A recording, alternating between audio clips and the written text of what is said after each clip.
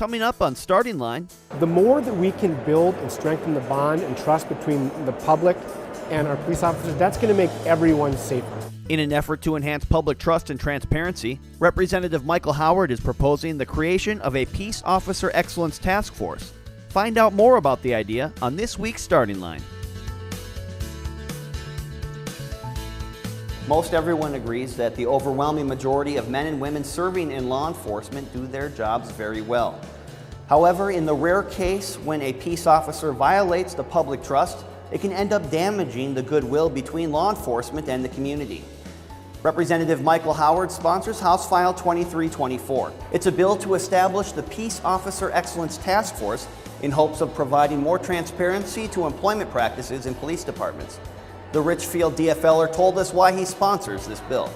The Peace Officer Excellence Task Force is an opportunity for us as a state to bring stakeholders together and to really support the kinds of things that make our police officers' relationship with our community strong. They celebrate the integrity of our officers and to study some of those issues that have boiled up to the surface where the trust has been broken with the public. My interest in this bill comes in part because of a state Supreme Court case involving the city of Richfield and a police officer who unfortunately did break that trust with the public. He struck a Somali teen in the head and through the arbitration process was reinstated. And long story short, the state Supreme Court ruled that officer must be reinstated to the force. And it really exposed, I think, a systemic issue that Minnesota and other states are having. How do we deal with situations when the very small minority of officers break that public trust? Because we know it can have an outsized impact on the community and how Minnesotans view the vast majority of our police officers. It can paint a broad brush.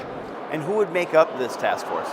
Really a broad group of stakeholders. It would include legislators, it would include police chiefs, rank and file police officers, cities, counties, community members, to name a few. We really wanted to take a broad approach of the entire spectrum of folks that are involved in, the personnel issues, the community issues, and all policing issues. So it's a broad group, and I think starting the conversation with that broad group is an important part of where we end up. Do you feel peace officers or law enforcement agencies might feel singled out or under the microscope with this type of proposal? We do want to focus on the unique relationship that police officers has with the public. I mean, police officers do have the ability to keep us safe, and they also have the ability to take our liberties away. And we want to work with and celebrate the excellence of the profession, and that's why we have such a diverse group of stakeholders to begin the conversation. Not come to the task force with a set of conclusions already formed, but to bring stakeholders together and have that conversation. So your bill had a hearing yesterday at the Public Safety Division. It was only informational, but what did you take away from that hearing, and do you have a good feeling about this bill? We had a very positive hearing where we heard from police chiefs, legal representatives that have worked in this field, community members, and really had a good discussion bipartisanly about the importance of celebrating the vast majority of our officers and taking action to provide a little more accountability in those instances where those very small number of instances where officers do break the public trust. So I think the hearing provided momentum to continue the conversation forward, and I'm optimistic that we can move forward this year and get this task force up and running. The bill has been referred to the House Government Operations Committee. However, Representative Howard's bill was heard on an informational-only basis by the House Public Safety and Criminal Justice Reform Finance and Policy Division on March 12th.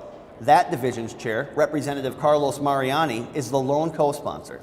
To follow the progress of Representative Howard's bill, or for more information on any bill that's introduced in the legislature, you can visit the House website, www.house.mn. Thanks for watching The Starting Line.